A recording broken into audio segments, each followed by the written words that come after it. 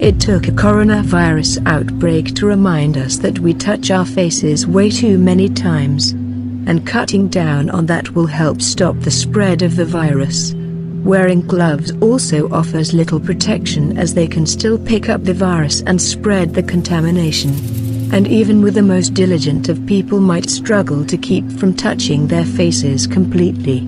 Wearing a mask can reduce the propensity for people to touch their faces, which is a major source of infection without proper hand hygiene. Luckily, touching your face is not the main way people get infected by the novel coronavirus, according to the Centers for Disease Control and Prevention, CDC.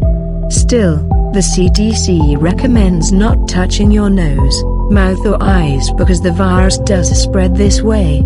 And, if you touch a contaminated surface, remember to clean your hands with soap and water or use hand sanitizer.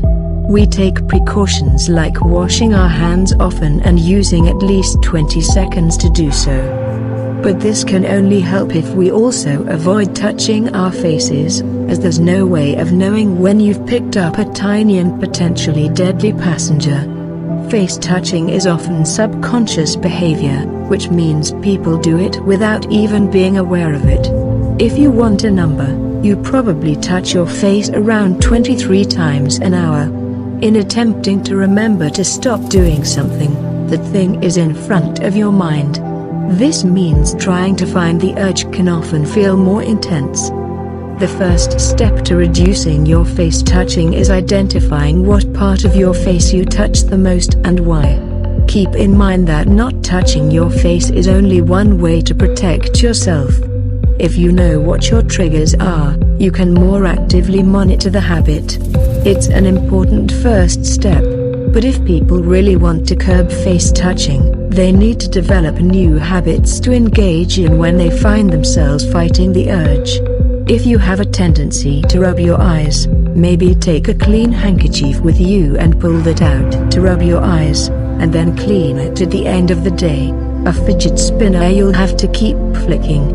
A face mask for an added barrier. A headset for hands-free calling. This bitter deterrent for nail biters. Stress balls to help you get a grip. A new ring, jewelry, or even a rubber band around the wrist can serve as a reminder to increase awareness of the hands, and ideally to remember to not touch your face. Something needs to be different, however, to encourage different and non-automatic behavior. You need to build up a lot of experience to make it automatic. Probably multiple hundreds of times. But within a few weeks expect it to become a little bit easier.